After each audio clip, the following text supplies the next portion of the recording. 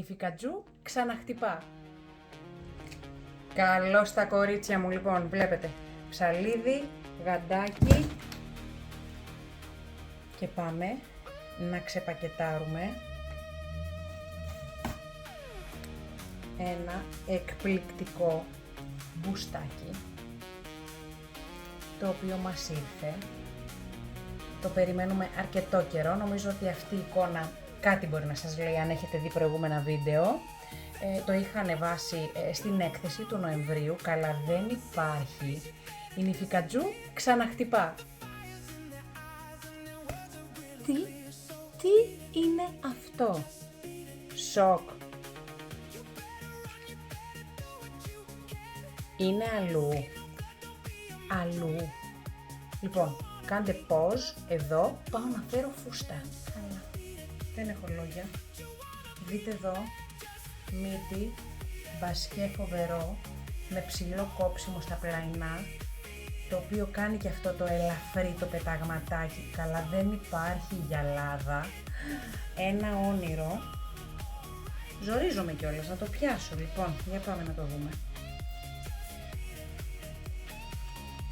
Bear with me, κορίτσια.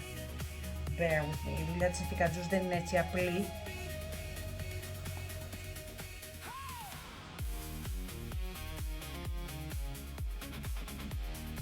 Πάρα πολύ ωραίο. Έχει τύπου δαντέλα Versace, ξέρετε αυτές οι κούρμπες που κάνει, αυτά τα ημικύκλια που κάνει σαν λαχούρια. Είναι εντελώς επιρροή Versace. Tulle glitter κάτω. Εδώ μπορείς να βάλεις και τελείως απλή φούστα, δηλαδή τύπου σιφόνε, αν θες να κάνεις έτσι ένα πιο απλό ύφος, αλλά εντάξει, καταλαβαίνετε ότι με την glitter τη φούστα, την τούλινη, αποθεώνεται το κομμάτι. Ονειρεμένο.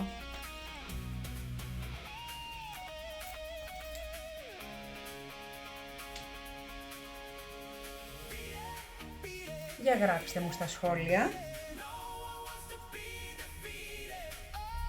Τέλειο. Εδώ λοιπόν, κοριτσάρες μου, η εκδοχή που σας έλεγα με μια πιο απλή φούστα. Εδώ η συγκεκριμένη είναι σατέν, είναι όνειρο και με το σατέν. Πάρα πολύ ωραίο. Γράψτε μου στα σχόλια λοιπόν, κοριτσάρες μου, ποια φούστα προτιμάτε. Θέλετε γλιτεράτο μπούστο με σατέν αρχοντική φούστα από κάτω ή glitter.